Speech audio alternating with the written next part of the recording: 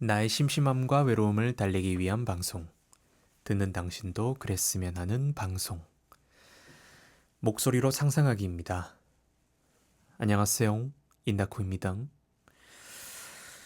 여러분, 한 주 동안 잘 지내셨습니까? 네. 저는 주말에 이리저리 사정에 의하여 미리 팟캐 녹음을 못하였기 때문에 4월 29일 수요일 당일날 이렇게 녹음을 하고 있는데요. 오늘 회사를 조금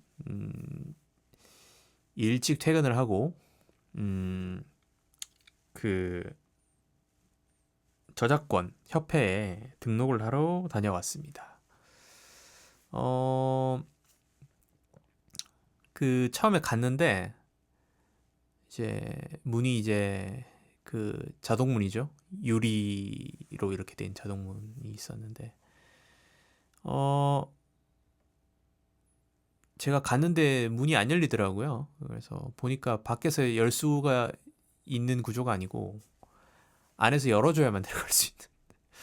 그래서 분명히 홈페이지에 방문 접수도 받는다 그랬는데 그래가지고 몇 번 노크를 텅텅텅 유리에다가 통 탱탱탱 이러면서 손가락으로 이제 톡톡톡 몇 번 쳤더니 이제 갑자기 문이 슉 열리는데 문은 열리는데 사람은 없어.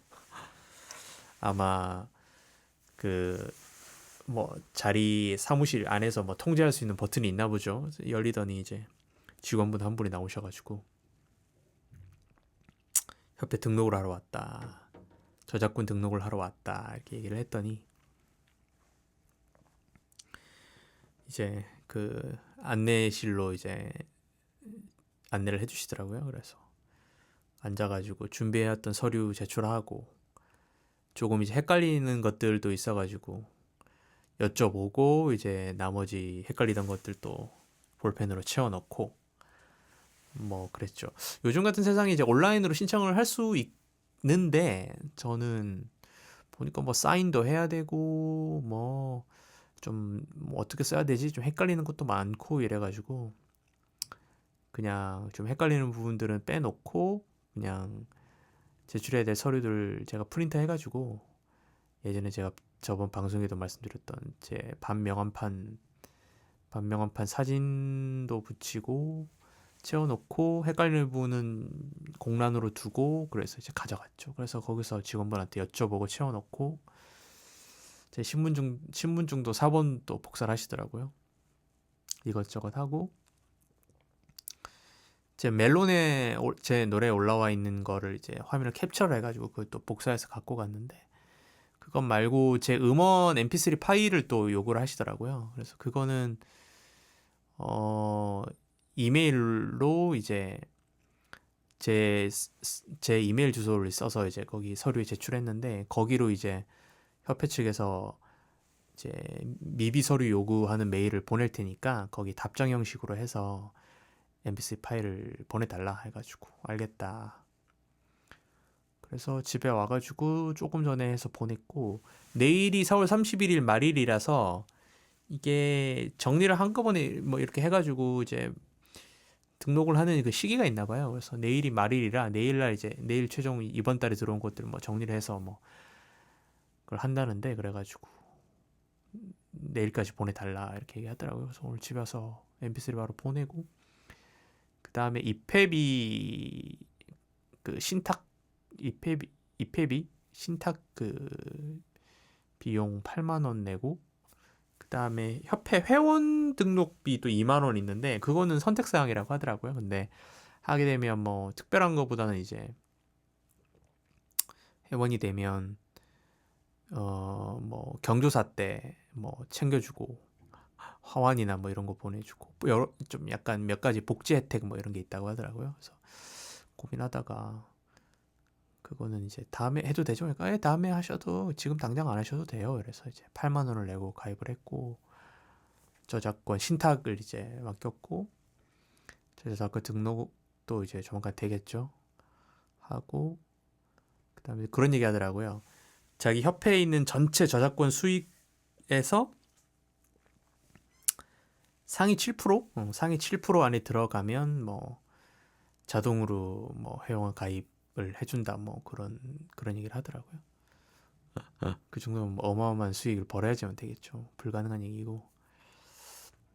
아무튼 그렇게 안내를 받고 이 서류를 제출하고 그러고 왔습니다.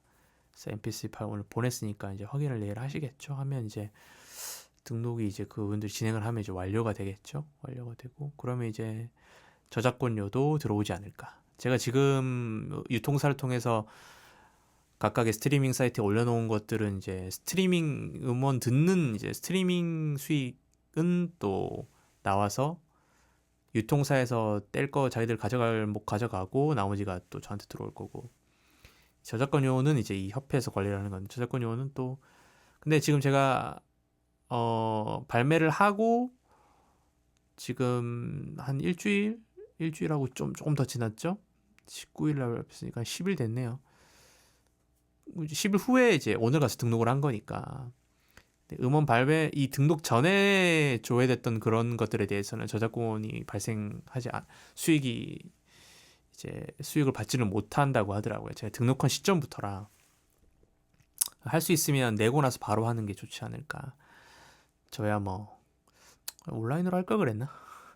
준비하느라고 한 10일 정도 걸렸는데 지금까지 나왔던 조회수 그 저작권료는 뭐 받지 못하는 것이다 라는 것을 알게 되었고요. 그렇습니다. 그래도 뭔가 제 기대보다는 많이 들어주시는 것 같아서 물론 좀 제 기대치에 대한 얘기이기 때문에 듣는 청취자분들의 입장에서 좀 보잘것없이 느껴질 수도 있지만 유튜브는 제 유튜브 인다쿠 채널에 제가 올린 영상 조회수랑 그냥 유튜브 자체적으로 올린 거랑 합하면 한 190 몇 회 되나요? 그 정도 되고 스포티파이에 5회 되나? 스포티파이는 이게 아티스트 등록을 하게 되면 그 현황을 볼 수 있거든요. 통계를 보니까 필리핀 한 분, 일본 분 한 분, 필리핀 분 한 분, 필리핀 분 한 분, 일본 분, 필리핀 분인지 일본 분인지는 알 수 없죠. 필리핀에서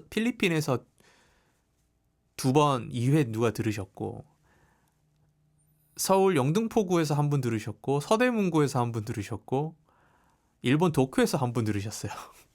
그래서 저는 그냥 상상으로 일본 분 한 분 들었고, 그 다음에 필리핀은 조회수가 2인데, 필리핀이 조회수가 2인데, 필리핀이 1로 찍혔으니까, 한 분이 2번을 들은 거죠. 그지? 한 분이 2분을 들은 거예요. 그렇게 표시가 돼 있어요. 필리핀이 1이 돼 있고 조회수가 2가 돼 있으니까 필리핀에서 같은 분이 곡을 2번 들어주셨다. 그렇습니다. 그래서 아주 뿌띠하죠. 소소합니다. 그리고 유튜브래. 애플 뮤직은 모르겠어요. 통계를 어디서 확인하는지. 그 외에도 뭐 멜론 근데 국내 스트리밍은 제가 가입을 해서 듣질 않아서 알 수가 없고 많이 들어주셨으면 좋을 것 같은데 다른 건 모르겠네요. 지니 멜론 벅스 플로 요즘 스트리밍 사이트 워낙 많으니까 한두 분 정도 들어주셨을라나 모르겠네요. 아무튼 그렇습니다. 그래서 얼마나 나올지 한 500원 나올라나? 네, 한 두세 달 후에 이제 나오니까 돈 중요하죠. 근데 그런 걸 어마어마하게 바라고 쓴 건 아니니까 잘 되면 좋겠지만 말을 더듬네. 진심이 아닌가? 그렇습니다. 그리고 근데 약간 더 좋았던 거는 주변에 이제 줬던 제 노래를 들려준 친구들이 좀 좋다고 얘기를 해줬고 좋다고 얘기해주는 친구들이 있었고 특히 이제 부산의 친구의 아들내미가 되게 샤이닝 걸을 매일매일 흥얼거리며 같은 부분만 샤이닝 걸. 그래서 중독적인 것 같다. 뭐 이런 얘기를 들었고요. 친구 와이프분도 멜로디 중독적이다 이렇게 얘기를 해주셔서 감사했습니다. 되게 기분이 좋았고 그런 부분이 기분이 좀 좋았어요. 그리고 예전에 같이 성우 공부했던 이제 아는 동생도 저보고 노래 좋다. 출근길에 자주 듣고 있다. 그래가지고 유튜브 조회수 올라가는 원인이 너였구만. 그래서 왜 이렇게 많이 올라가지? 네. 이거 너무 되게 자주 들어줘가지고 오른가 보다 했더니 그 친구 얘기는 또 한 사람이 계속 들어도 그게 다 조회수 1회로 다 카운트가 되진 않는다고 하더라고요. 그 정책이 또 있나 봐요. 그래서 그러냐? 그래서 그럼 실제로 또 꽤나 많은 분들이 들어주시고 계시는 건가? 또 그렇게 또 생각을 하게 됐는데 아무튼 주변에 그런 반응들이 되게 기분이 좋았다. 제가 예전에 썼던 곡들도 있거든요. 그 곡들도 음원 사이트 해외 사이트는 없고 아마 국내 음원 사이트에는 올라와 있을 텐데 그건 제가 평생 무덤까지 알리지 않고 숨길 겁니다. 그때는 음악 퀄리티가 좋지 않았는데 그때도 이제 미디 수업을 배우고 그 이제 최종 결과물로서 이제 만든 곡들을 이제 음원 발매까지 한 거라서 그때는 주위에 혹평이 많았습니다. 호평이 아니고 혹평이 많았는데 이번에는 꽤나 또 친구들이 좋다, 잘 만들었는데 이런 얘기도 많이 해줘서 되게 고마웠고 물론 뭐 응원의 말일 수도 있겠지만 아무튼 그런 부분이 좀 기분이 좋았다. 전 뭐 잘 되는 거 바라지 않습니다. 뭐 이걸로 뭐 음원 수익이 막 어마어마하게 나와가지고 뭐 부자 되고 이런 거 전 바라지 않아요. 결코 그렇지 않습니다. 저는 에? 주변 이 친구 지인들의 인정을 먹고 사는 게 또 사람 아니겠습니까? 또 그것이 중요하다. 다시 한번 말씀드립니다. 조회수, 돈 안 중요하다. 뭐가 중요합니까? 삶에요? 돈이 중요하지. 예? 예? 그렇습니다. 그랬고요. 그 다음에 조금 재밌었던 부분이 뭐였냐면 좀 되게 좀 웃음이 났는데 제 그 이메일로 이메일 한 통이 왔는데 그 무슨 내용이었냐면 혹시 청취자분들 중에서 이 플랫폼을 아시는 분이 있을 수도 있을 것 같은데 뭐 인터넷이나 인스타그램이나 이런 곳에 홍보도 굉장히 광고도 많이 올라오는 플랫폼인데요. 저도 여기를 잘 알고 있고 예전에 음악 공부를 좀 해보려고 이 플랫폼을 해보려 했는데 클래스 101이라고 클래스 101이라고 읽는지 클래스 101 101이라고 읽는지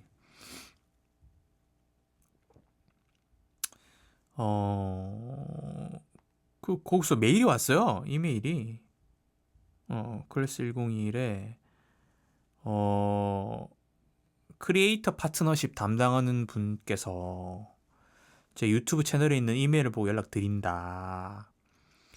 그래서 제 최근 영상 샤이니 거를 보고 인다쿠님의 음악 창작과 저작권 관련된 강의를 함께 만들어 보면 어떠냐. 많은 분들께 큰 도움이 될 것 같다. 이렇게 쓰셨더라고요. 그래서 저는 이런 생각이 들더라고요. 야, 참 음악의 힘이 대단하구나. 저는 뭐 음악을 만들어서 뭔가 이렇게 꾸준히 쌓아온 커리어도 없는 사람에게 물론 제가 팟캐스트를 하고 있기 때문에 이분 입장에서는 괜찮겠다라고 생각을 했을 수도 있을 것 같은데 그냥 제가 저를 봤을 때는 아유 제가 무슨 강입니까 이런 생각이 드는 거죠.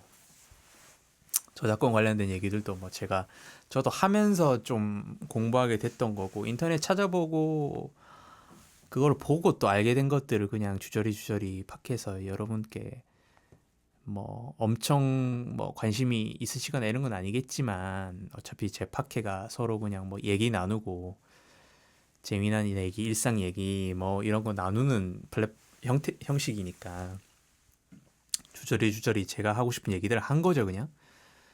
근데 이제 이분이 요렇게 좀 진행을 해보면 어떨까라는 이제 요 분의 이제 어떤 아이디어 이런 것들을 정리를 해서 보내주시더라고요. 이분들은 또 이렇게 만들어서 이거를 이제 수익화를 하니까 여기는 이제 아마 월 구독료처럼 월 얼마, 뭐 1년권에 얼마, 뭐 이런 형식이 있어요. 그래서 여기 꽤 유명한 분들이 강의를 많이 올려주시거든요. 최근 광고에서는 박찬욱 감독님이 영상 편집인가 영화 편집 관련된 이제 강의도 오픈을 이제 한다고 하더라고요. 그래서 제가 알기로는 클래스 101이 아주 좀 잘 되는 플랫폼을 알고 있는데 이런 곳에서 저한테 메일이 와서 아주 깜짝 놀랐고 아까도 말씀드렸다시피 이제 한국 발매한 이 커리어가 거의 없다시피 한 이런 사람에게 이렇게 메일을 보낸다는 것 자체가 컨텐츠의 힘은 정말 대단하구나. 특히나 뭔가를 이렇게 만들어서 작품 하나를 이렇게 발표한다는 것 자체가 꽤나 힘이 있는 일이구나. 이런 생각이 문득 들더라고요. 이건 뭐 글 쓰는 작가도 마찬가지겠고 그런 생각이 들어서 좀 되게 웃음이 나왔고 아유 내가 무슨 하는 이런 웃음도 좀 있었고 혹시나 이분이 또 제 팟캐를 들으실 줄은 모르겠는데 어, 제가 답장은 하지 않았습니다. 답장하는 것도 좀 웃긴 것 같아서 아무튼 이런 제안이 불편하시다면 편하게 말씀 달라고 아주 매너 있게 써주셔서 정말 감사하고요. 제가 굳이 답장은 하지 않았습니다. 네네네네네. 아무튼 뭐 제가 뭐 음악을 얼마나 꾸준히 할지, 얼마나 지속적으로 낼지, 그래서 뭐 얼마나 음악인이나 어떤 싱어송라이터나 로서의 어떤 그런 정체성을 갖게 될지 그렇게 그 방향으로 나아갈지는 장담 못하고 누구도 알 수 없지만 어떻게 될지 미래는 모르지만 뭔가 그런 것들이 쌓여서 또 좋은 기회가 되면 또 그때야 또 기회가 있겠죠. 근데 지금은 제가 이런 걸 할 때는 아닌 것 같다. 그런 생각입니다. 훨씬 더 대단한 분들이 많으실 테고 그렇습니다. 어, 사기 메일이 아닐까 싶은데 사기 메일은 아닌 것 같아요. 제 생각에는. 굉장히 이 메일 자체가 딱 그 클래스 101 회사의 그 메일 형태로 이렇게 딱 와가지고 그런 것 같습니다. 아무튼 그런 생각도 좀 했어요. 야, 요런 이제 강의를 이렇게 만들어서 플랫폼에 판매를 하는 이런 어떻게 보면 그런 컨텐츠를 하는 회사잖아요, 여기가. 그런 기획을 통해 그런 기획을 하고 그런 강의라는 소스를 활용한 서 수익을 얻는 회사인데 야, 그냥 이 조용하게 이렇게 하고 있는 그냥 한국 이렇게 나와가지고 탁 올린 이 사람에게 이 사람 유튜브를 보고 이렇게 바로바로 연락을 돌리는 것 자체가 야, 여기서 일하는 이 크리에이터 파트너십 담당하고 있는 뭐 한 분이 아니라 여러분이 계시겠죠. 부서도 있을 테고. 와, 정말 일 열심히 하시는구나 이런 생각이 들었어요. 아니 이 누군지도 그 유튜브 구독자 35명 딸이에 이 변방의 구석에 있는지도 없는지도 모르는 이 사람에게 연락을 줬다는 것 자체가 얼마나 샅샅이 뒤지고 있나. 얼마나 끊임없이 새로 올라오는 컨텐츠와 이런 것들을 모니터링하고 계실까. 이런 생각이 들었단 말이죠.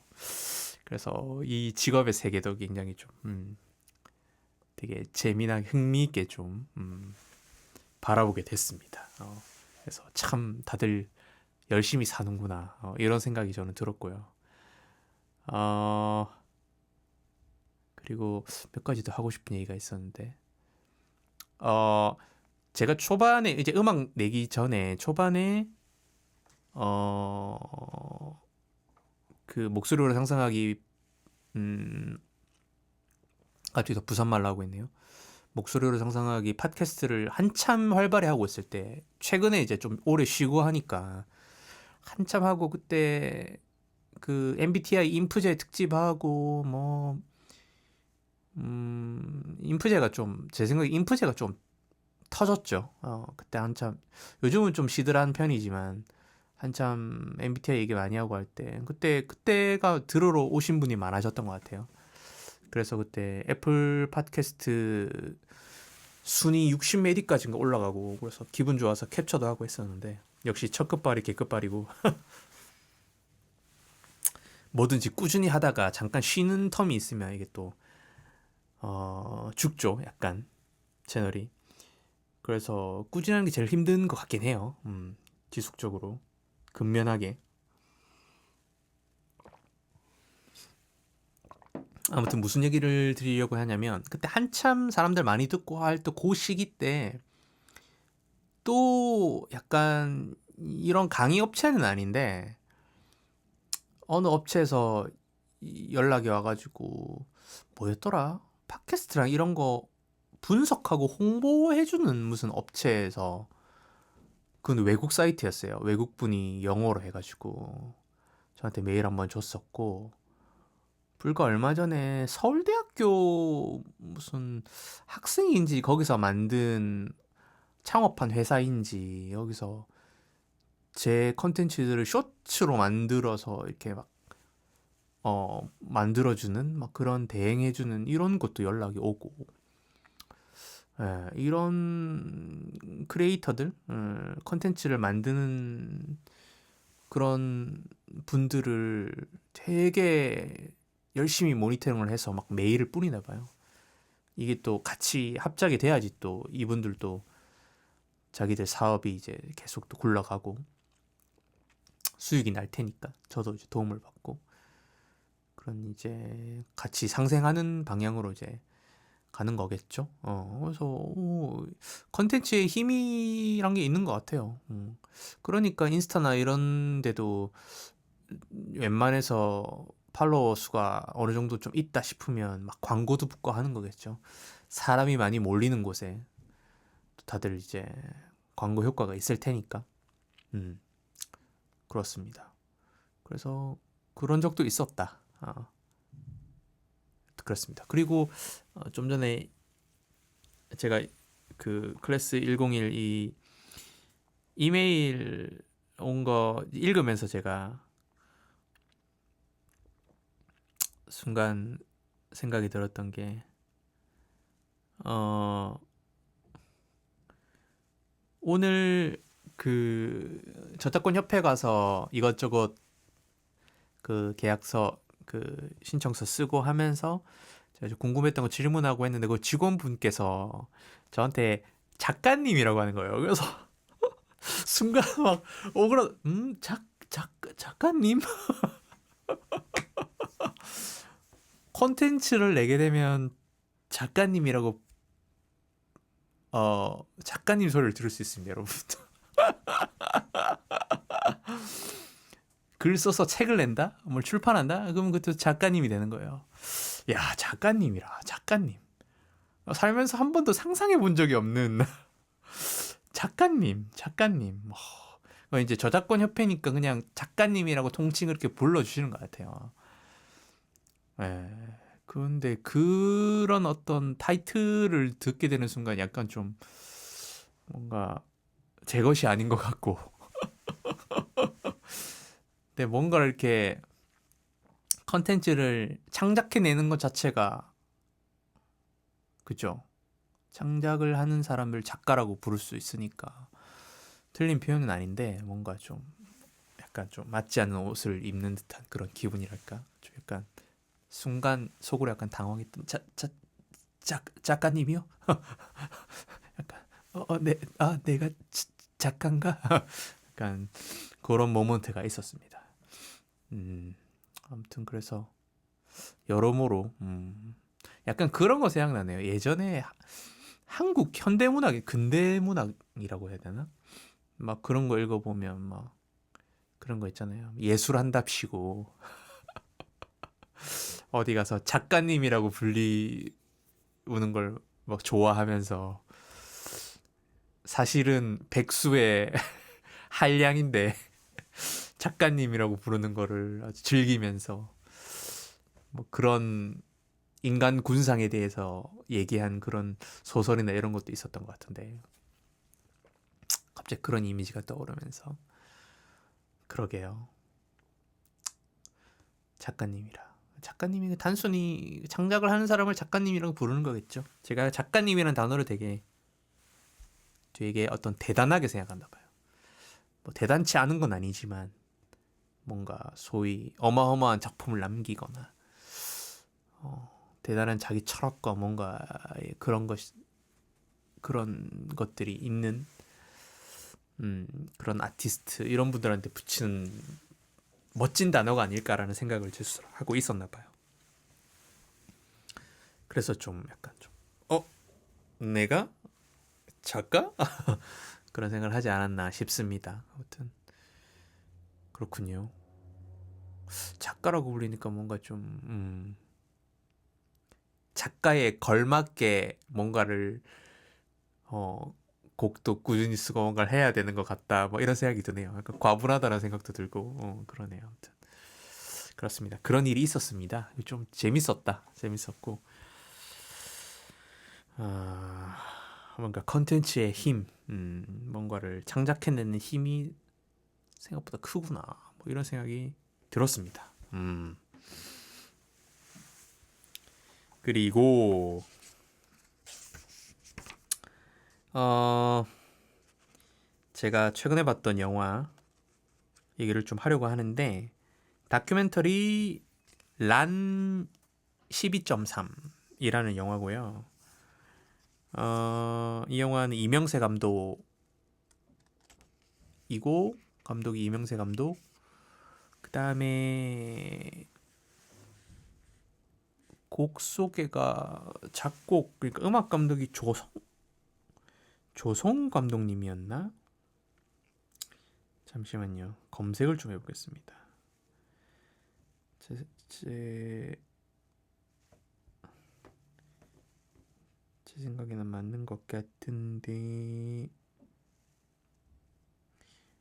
여기는 왜 이명세 감독님만 떠 있어? 맞네요. 조성우 음악 감독님. 이 두 분의 작품이고 제작은 이제 그 유명한 김어준 씨가 제작자고 그래서 되게 이제 영화를 제가 기대를 많이 했죠. 기대를 많이 하고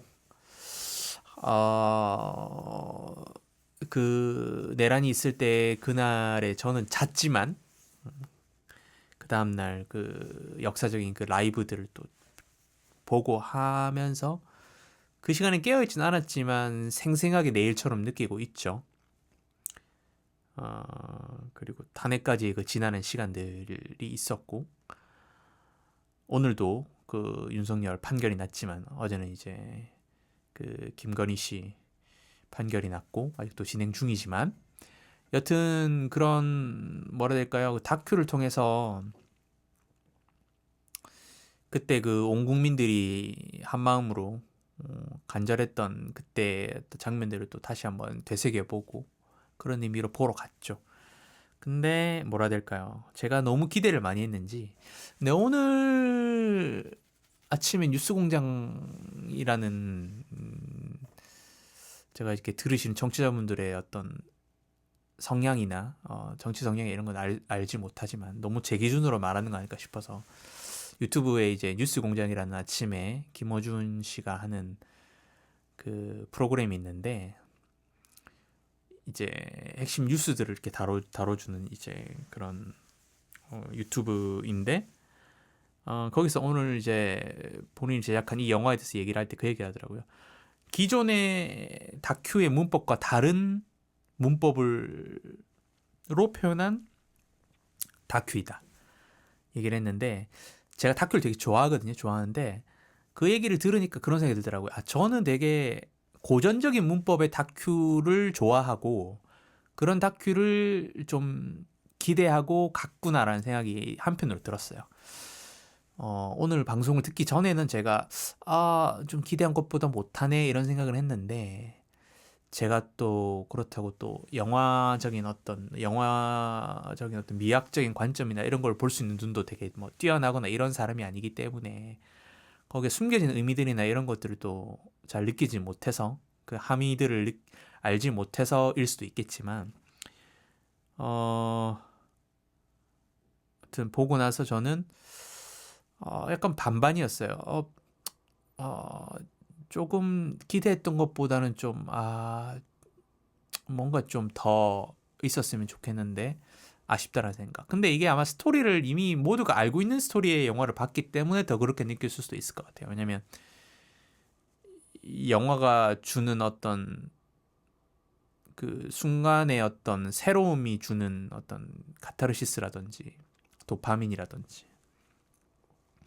다큐 같은 경우에는 예를 들어서 기존의 다큐 문법으로 했을 때의 예전에 어떤 다큐들은 제가 전혀 모르는 얘기일 수도 있고, 어떤 사회적인 다큐는 제가 어떤 일이 있었구나라는 걸 알고는 있지만 그거를 정말 디테일하게 제가 기사를 찾아가면서 따라가지 않는 이상은 그런 일이 그때 있었지라고 알고, 다큐에서 이런 것들이 내가 모르고 있었구나, 이런 게 있었구나라는 걸 알 때의 어떤 충격과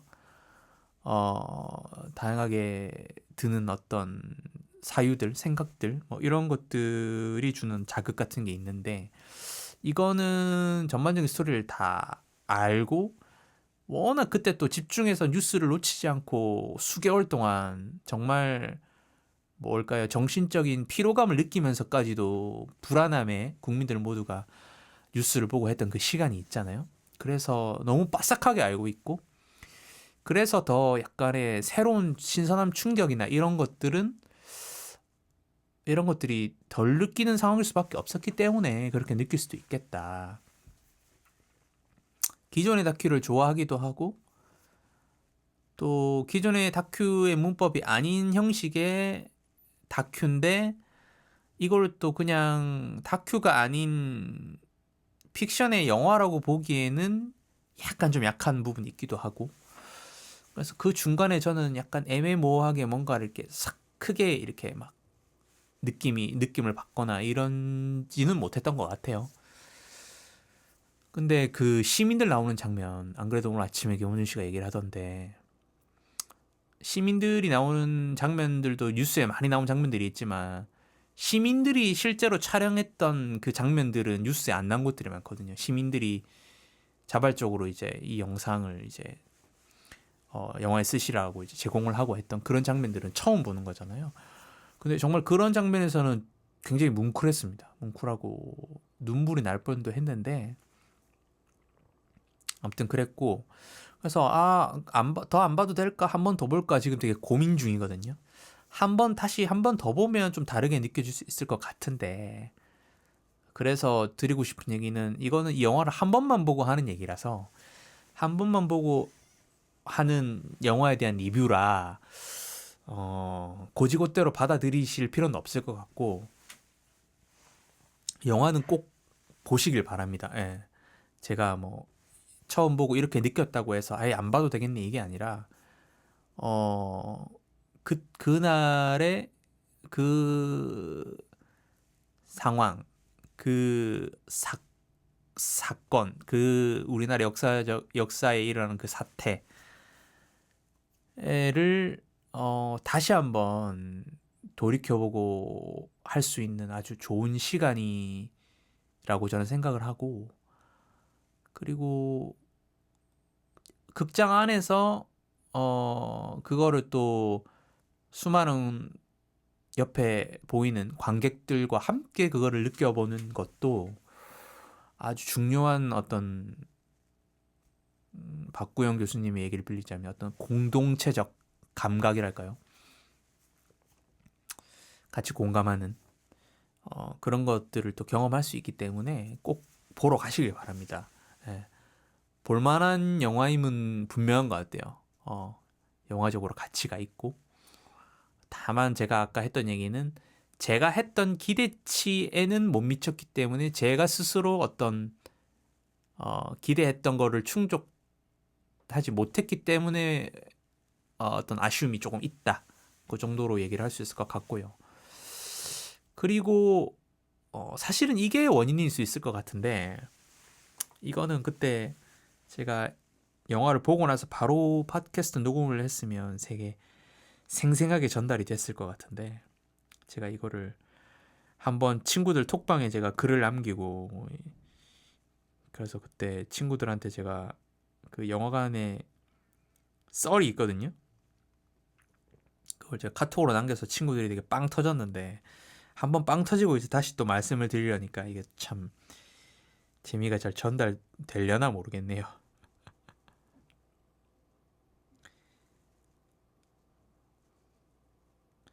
제가 란을 4월 22일에 봤나? 4월 22... 4월 22일 날 봤군요.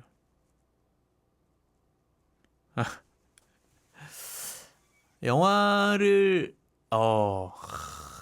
참 이 얘기를 해야 될 것 같아요. 제가 영화에 온전하게 집중하지 못했어요. 이유가 뭘까? 피곤해서? 해서 퇴근하고 가서 피곤해서? 아니요, 그게 아니었습니다. 사람이 꽤 많이 오긴 했는데 자리가 꽉 차진 않았거든요. 왜냐면 제가 회사에서 좀 일찍 퇴근하기도 했고 그날 그렇기 때문에 소위 사람들이 보통 퇴근하는 6시 이후의 영화가 아니라 이전의 영화였기 때문에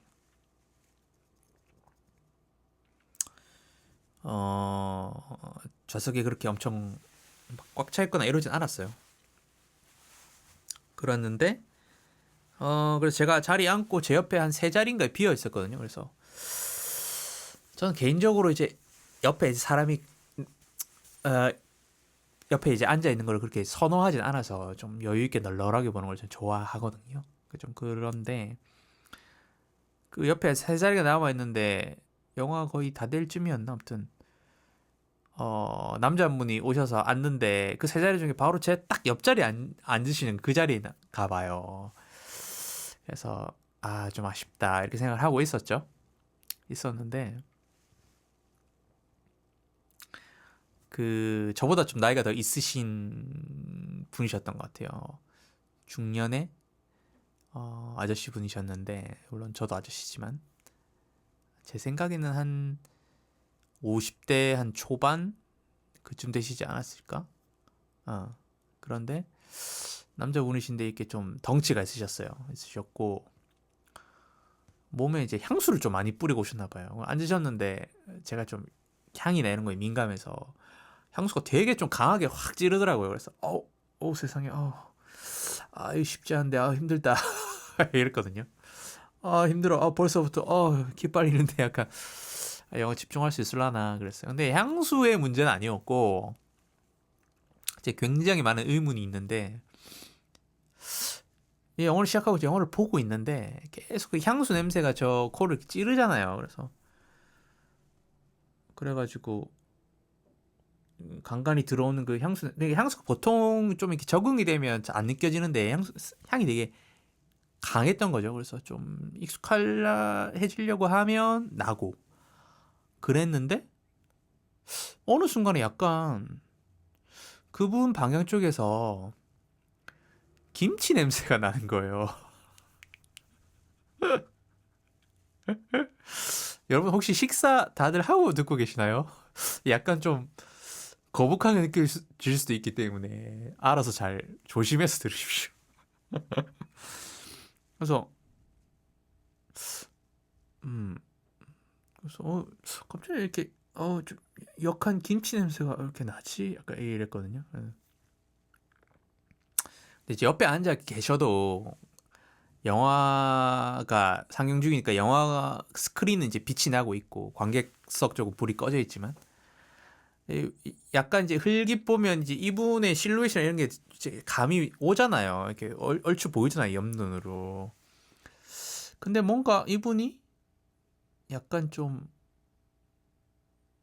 입을 살짝 이렇게 막으면서 뭔가 몸이 약간 들썩 이렇게 하실 때 하고 나서 뭔가 강한 김치의 향기가 풍겨오시는 거죠. 그래서 이것은 트름이다.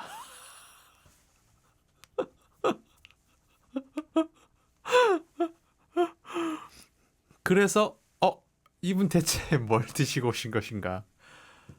한 10년 묵은지로 푹 끓인 맞는 김치찜을 가득 드시고 오신 것인가? 혹시 김치찜을 너무나 맛있게 드시고 그 냄새를 어느 정도 줄여보기 위해서 향수를 가득 뿌리고 오신 게 아닐까? 막 이런 생각이 드는 거예요. 그래서 근데 둘 중에 한 가지만 하면 괜찮아. 한 가지만. 근데 강력한 그 진한 향수 냄새 나다가 중간에 그 향수 냄새를 끝내 이기고 김치 냄새가 확 치고 들어오는 거죠, 이제. 그 원투 펀치, 레프트 라이트. 그 펀치에 저는 그만 정신을 잃고 말았습니다. 영화에 집중해서 좀 이게 빠져 들어가려고 할 때 갑자기 진한 향수가 나오면서 그 사이로 김치가 펀치, 빡 이렇게 향수는 잽 하다가 김치 역한 냄새가 싹 나면서 스트레이트 빡 이렇게 되는 거죠. 그래가지고 몹시 고통스러웠다. 몹시 고통스럽습니다. 그래서 집중을 하지 못하겠다. 근데 얘기가 여기서 끝이 아닙니다, 여러분. 영화 후반부로 갈수록 그 우리 시민분들이 당일날 국회에 정말 어마어마하게 모여서 막 계엄군들이랑 막 맞서서 막 몸싸움도 하고 그 장갑차도 앞에 서서 막 막고 막 버스도 막고 온몸으로 인간 띠도 두르고 하시잖아요. 저도 그 부분을 보고 정말 감동을 받았는데 그 이분이 막 이 김치 냄새가 이제 이분 방향에서 이제 나고 이런 것들 때문에 제가 약간 이렇게 짜증이 좀 나 있었거든요. 오늘 이 관크 쉽지 않다. 관크 쉽지 않다. 관크가 관계 크리티컬의 약자죠. 뭐 이분이 뭐 그거를 뭐 의도하셨겠어요. 생리 현상이니까. 근데 이제 저는 그걸 굉장히 힘들어 한 거죠. 제 개인적으로 이제 크리티컬을 맞은 건데. 그래서 빡쳐 있는데 그 우리 시민들의 그 장면이 나오는 그 순간부터 해서 이분 이제 곁눈질로 옆눈으로 살짝 이분이 보이잖아요. 근데 뭔가를 손수건인가 뭔가를 꺼내서 계속 뭔가 이렇게 닦고 계시는 거예요. 근데 이게 제가 정확히 보진 않았지만 눈물을 닦고 계시는 것 같더라고요. 그러니까 그게 그 장면에 대한 감동일 수도 있는데 이건 제가 너무 오버해서 생각하는 걸 수도 있지만 혹시 그날 시민의 한 사람으로서 가셨던 분인가? 그래서 와, 저렇게 감정이입이 너무 많이 되시는 건 아닐까 이런 생각이 들 정도로 계속 뭔가 눈물을 훔치는 것처럼 보이더라고요. 그래서 제가 영화에 집중하지 못한 이유가 이 그 양가 감정이 올라오는 거예요. 양가 감정이. 그러니까 아까 말했던 원투 펀치가 있었는데 또 이 눈물을 흘릴 때는 또 약간 또 저를 또 이렇게 싹 제 마음을 또 이렇게 살살 또 이렇게 녹이면서 그래서 약간 좀 두 얼굴의 사나이처럼 제가 약간 김치 냄새 나올 때는 진짜 이랬다가 옆에서 막 훌쩍훌쩍 막 눈물을 닦고 있는 느낌 들 때는 아니야 이분도 정말 이렇게 눈물을 흘리시고 이분도 따뜻한 분이시구나 이러면서 인간적인 또 이렇게 했다가 그래서 눈물로 끝날 것 같은데 또 눈물을 흘리는 와중에 또 김치 냄새가 싹 들어와요. 어우 정말 울어야 되나 웃어야 되나 울어야 되나 이거 뭐 어떻게 되는 거야 이거 약간 그런 수많은 상념에 사로잡힌 채로 영화를 봤다.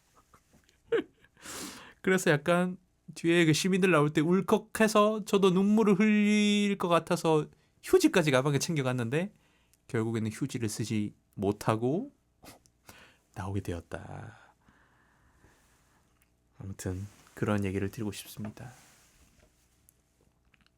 그래서 제가 좀 과하지만 친구 카톡에 이렇게 썼네요. 트름 냄새 날 때마다 입을 꼬매버리고 싶은 충동을 느꼈다. 좀 이거 강한 멘트 죄송합니다, 여러분. 그 순간에 고통에 저도 모르게 그만. 네. 아무튼 그렇습니다. 그래가지고 한 번 더 봐야 될 것 같아요. 한 번 더 봐야 될 것 같아요. 이번 주말에 일요일 날 한 번 더 가야 될 것 같습니다. 아무튼 좀 우리 제작자 김어준 선생께서는 관객이 가득 차서 관람이 많이 들길 바라시겠지만 전 좀 더 이렇게 조용한 시간대를 찾아서 좀 여유 있게 좀 봐야겠습니다. 예. 주변에 사람이 없을 때 남몰래 눈물도 좀 훔치고 부끄럽지 않게 그래야겠습니다. 그래서 영화에 대한 간단한 저의 감상과 후기와 에피소드를 전해드렸습니다. 뭔가 사실 후기라고 말할 것도 없네요. 제가 기대했던 것보다 뭔가를 많이 못 느꼈다. 이 정도라서 이건 뭐 평론이나 리뷰라고 볼 수도 없네요. 그냥 제 감정 그냥 일부를 그냥 얘기한 것 뿐이고.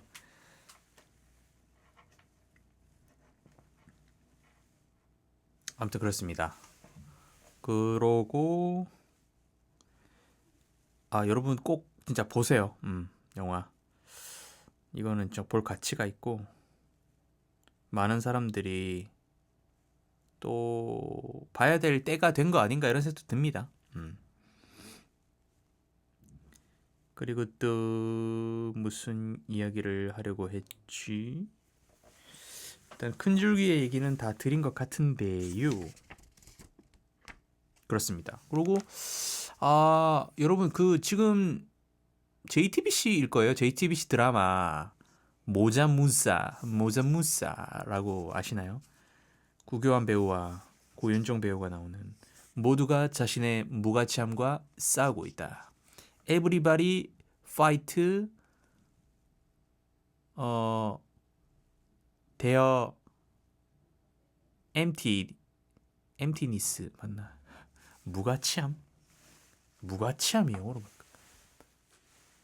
value, disvalue?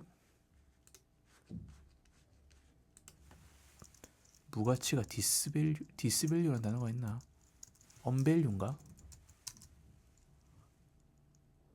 disvalue는 반가치구나.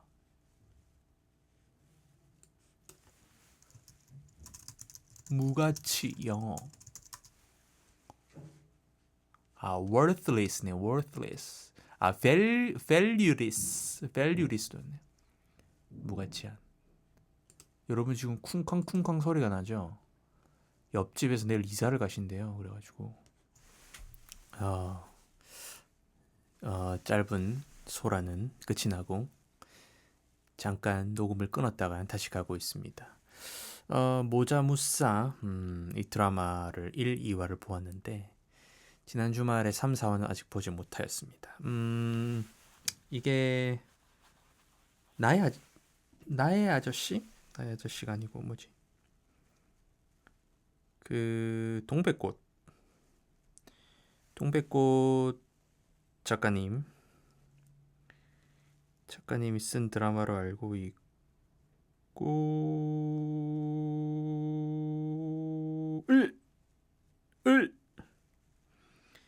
이 아니고요.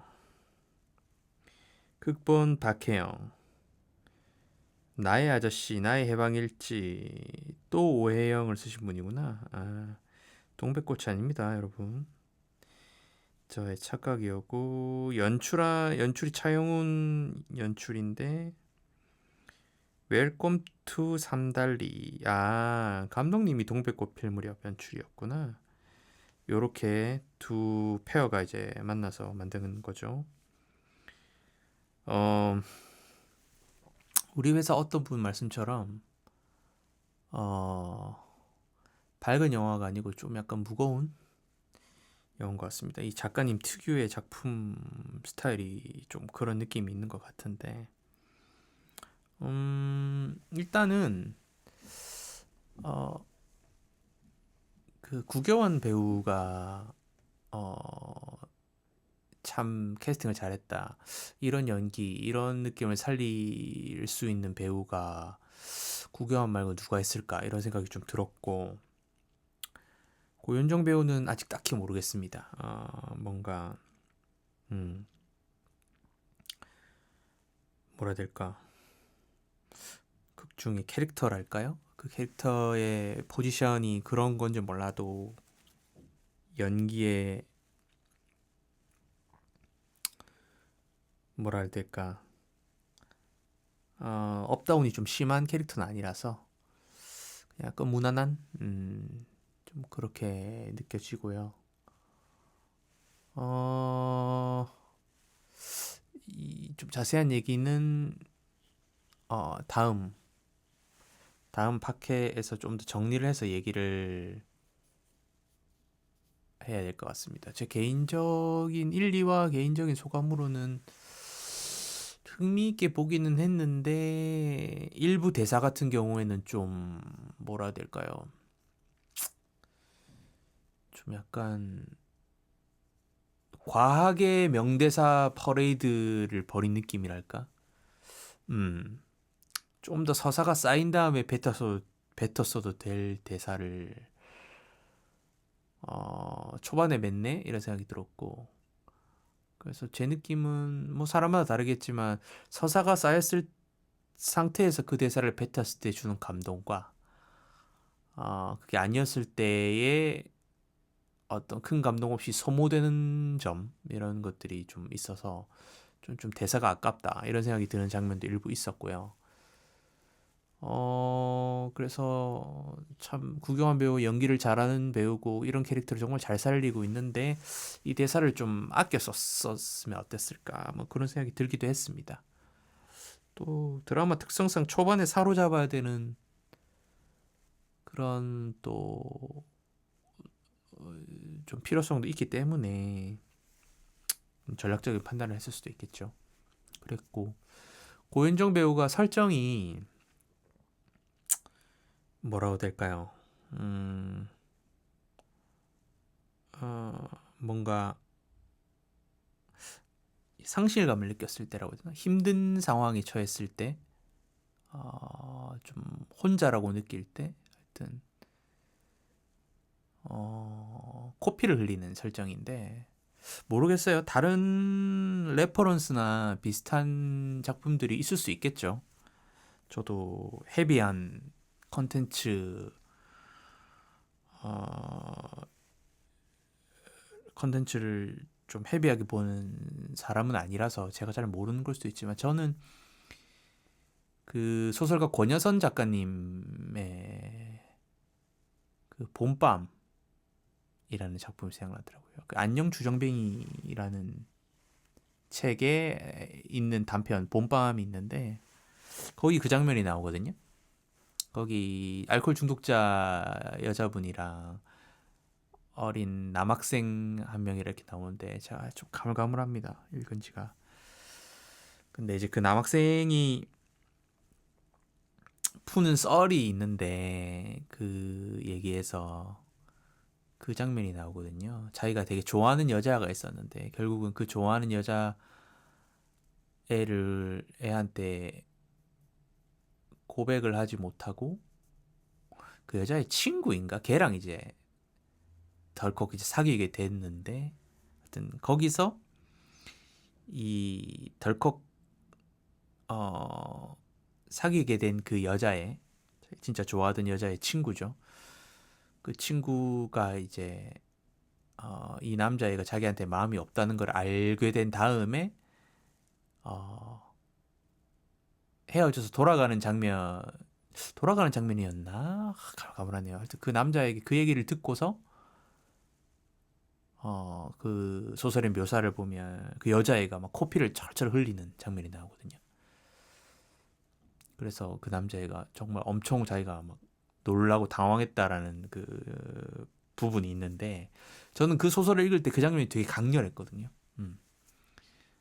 뭔가 어, 연인으로서 사귀기로 했는데 이 사람이 나를 전혀 사랑하고 있지 않다는 걸 느꼈을 때 어떤 충격과 슬픔, 깊은 슬픔 같은 것들이 걷잡을 수 없이 터져나오는 멈춰지지가 않는 코피로 묘사를 했다는 게 그 코피라는 피가 주는 그 붉은 강렬함과 정말 그 가슴 아픈 그 상처가 정말 마치 누군가에게 칼이라도 찔린 듯이 어, 실제로 육체적으로 피를 철철 흘리는 그 장면으로 같이 묘사를 했던 부분이 굉장히 강렬하게 남아 있거든요. 그래서 개인적으로는 이제 봄밤이라는 작품이 예전에 KBS 라디오 문학관에서도 다뤘거든요. 권현선 작가님의 그 봄밤 소설을 라디오 드라마로 성우들이 연기를 해서 다뤘는데 제가 이제 특히 봄밤의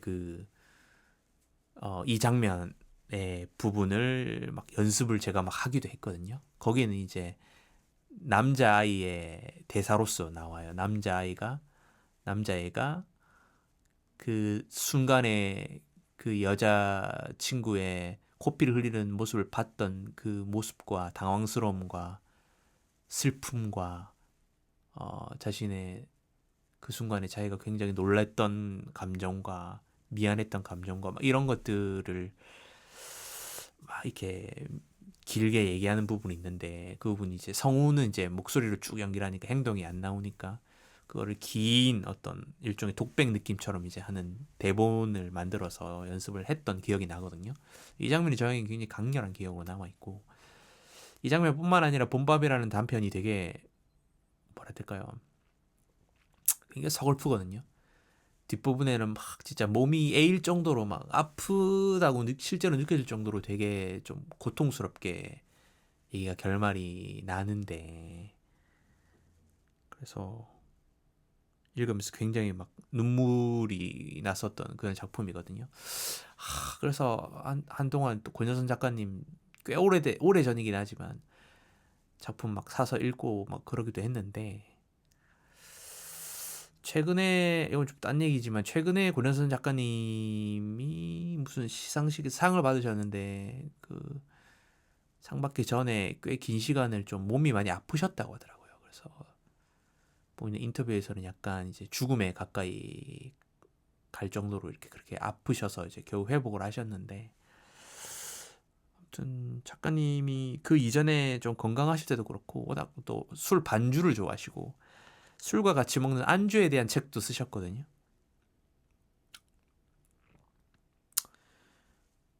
그래서 술을 워낙 좋아하셔서 그런지 몰라도 건강 관리 잘하셨으면 좋겠고 봄밤에 대한 것도 알코올 중독자인 그 여자분이 주인공이시고 어, 권현선 작가님은 뭐라고 해야 될까요? 작가님 자체도 그렇고 뭔가 그 특유의 뭔가 이렇게 좀 뭐라 해야 될까요? 깊은 어떤 슬픔이라 해야 될까? 또 이렇게 마음이 좀 애잔한 그런 느낌이 있습니다. 예. 실제로 그런 캐릭터에 관해서 글을 많이 쓰시는 것도 같고요. 그런 분들에게 마음이 많이 가시는 성향의 작가님이신 것 같기도 하고, 저도 좀 그런 면이 있는지라 되게 감동을 받고 같이 좀 감정의 동요가 일면서 작품을 봤던 기억이 나거든요. 근데 이번 모자무사의 그 코피를 흘리는 고윤정의 설정을 보고 오만한 생각일 수도 있겠지만 이 드라마 작가님도 고내선 작가님의 그 작품에 영향을 받으신 건 아닐까 이런 생각이 들었어요. 예. 그죠? 그런 생각이 좀 들었습니다. 물론 설정은 조금 다르지만 아무튼 그런 생각이 떠오르는 1, 2화였고 앞으로가 좀 기대되고 재밌습니다. 철저하게 무가치해지겠다라는 선언이 굉장히 좀 신선했고 앞으로 어떻게 써갈지 좀 기대가 되고요. 차차 더 얘기를 좀 할 수 있었으면 좋겠습니다. 저도 대단하게 딥하게 해석을 할 수 있는 능력은 없는지라 그냥 제가 갖고 있는 제 깜냥 안에서 이리저리 얘기를 하고 싶은 얘기가 있으면 앞으로 나눠보도록 하겠습니다. 아무튼 고녀선 작가님의 안녕 주정뱅이라는 책이 있는데 그 책에 아마 첫 번째 단편 안에 들어있는 단편집인데 단편 모음집인데 첫 번째 단편일 거예요. 봄밤이라고. 기회되면 읽어보시기 바랍니다. 그 얘기도 하면서 다음 시간에 모자 무사든 또 다른 컨텐츠로 돌아오도록 하겠습니다. 여러분 잘 지내시고 이제 한참 더웠다가 또 비 내리고 약간 또 아침 저녁으로 살짝 기온이 내려가 쌀쌀해졌는데 또 낮에는 덥고 그런 것 같습니다. 저도 감기약을 먹고 있는데 아직까지 좀 코맹맹이 소리는 나고 개인적으로 이제 프리랜서 성우 일도 하려고 샘플을 만들고 있는데 열심히 만들고 이제 한 몇 개 안 남아서 몇 개만 마저 녹음하고 샘플을 이제 대중에 공개를 해야지 라고 생각했는데 그 전에 했던 샘플들을 다시 들어보니까 이거 못 쓰겠다 이런 생각이 또 드는 거예요. 그래서 또 다시 제가 감히 비교할 수는 없겠으나 이소라 누님도 그렇고 유명한 가수들이 앨범 전곡을 만들어 놓고 이건 아니다 하고 다 뒤집어 엎어버리는 그 마음 조금 알 것 같다. 알 것 같습니다. 그래서 듣는데 물론 제가 아닌 다른 대중들이 듣는 거는 다르게 들을 수도 있겠지만 제가 작곡할 때도 그랬거든요. 그리고 제가 작곡할 때 제가 배운 선생님도 저한테 그런 얘기를 해주셨고 본인의 목소리를 본인이 듣고 수정을 하고 편집을 할 때 더 가혹해지거든요. 더 꼼꼼해지고 더 세심해지고 남들이 사실은 별로 신경 안 쓰는 부분조차도 꽂혀서 이거 이상한데 라고 느끼고 계속 편집에 손질을 가게 되거든요. 자기에게 더 단호해지는 좀 그런 부분이 있는데 이 작곡뿐만 아니라 성우도 마찬가지인 것 같아요. 특히나 저는 성우 공부를 더 긴 시간 오래 했으니까 제 목소리를 듣는데 만들 때는 괜찮냐고 했는데 이걸 또 한 번에 또 쭉 여러 개 하는 걸 모아가지고 한 번에 쭉 들어보니까 이거 다시 해야겠다. 이거 좀 부족한 점이 좀 많이 보인다. 원래는 한 7, 80점 정도 되면 그냥 올려야지 생각했는데 굳이 따지면 그 정도는 될 것 같은데 이게 제가 조금만 더 해서 더 좋아질 것 같은 게 눈에 보이는 거예요. 보이니까 이거 그대로 못 올리겠다 이런 생각이 들기도 하고 한편으로는 이게 이제 본격적으로 이걸 해서 수익을 좀 벌어보려고 하니까 대충 올렸다가는 아예 초반부터 사람들한테 선택을 못 받으면 어떻게 하지라는 불안감도 막 일더라고요. 그런 불안감도 좀 있고 그러니까 최대한 잘 만드는 걸 해야 되는데 근데 이 불안감 때문에 더 잘 만들어야 되는데 생각만 하다가 결국에는 완성을 못하는 그 완벽주의의 저주에 빠지게 되는데 그러고 싶진 않고 적당히 잘 타협을 해야겠죠. 그래서 일단은 조금 더 소리가 더 부드럽고 매끄럽고 좀 더 듣기 좋게 그리고 지금 비염이나 이 감기약도 먹고 있는데 코맹맹이 소리가 아직도 조금 더 나는데 이것도 조금 더 관리를 해서 지금보다 좀 덜 나게 했으면 좋겠고 제가 한 2년 전에 녹음했던 게 오랜만에 다시 들어봤는데 그때 소리가 좀 괜찮더라고요. 그때도 성우 공부를 그만둔 지 좀 됐는데 그때도 한번 샘플 만들어 보고자 집에서 혼자 녹음을 한 게 있는데 그때 목소리 상태가 지금보다 더 좋더라고요. 그래서 약간 그 지나간 시간에 대한 또 후회나 아쉬움 같은 것도 또 들더라고요. 그래서 약간 밤에 잠을 조금 생각에 잠겨서 뒤척이느라 잠을 못 잤는데 지나간 건 지나간 거고 지금 제가 가진 목소리 안에서 최대한 좋은 목소리를 만들어내야겠죠. 일단 이 비염과 이게 코맹맹이 소리 이거를 좀 해결을 적극적으로 하고 싶은데 그렇습니다. 그래서 조금 그런 걱정도 되고 고민도 되고 어떻게 하면 소리를 좀 더 몸 상태를 좋게 만들어서 소리도 좀 좋게 만들어 볼까 이런 고민도 되고 근데 이 비염이란 게 갑작스럽게 확 좋아지질 않아서 이게 다 나을 때까지 기다린다는 거는 사실은 쉽진 않을 것 같고 어쨌든 지금 안에서 최대한 베스트를 뽑아내서 샘플을 올려서 이제 본격적으로 일을 시작해봐야겠죠. 이건 여러분들께 하는 말이면서도 제가 저한테 지금 또 하는 말입니다. 아무튼 좀 그런 스트레스를 좀 받고 있고 조금 더 잘 만들고 싶다는 욕심과 동기부여가 되기도 하고 그런 상태입니다. 그래서 뭐 잘할 수 있을 것 같아요.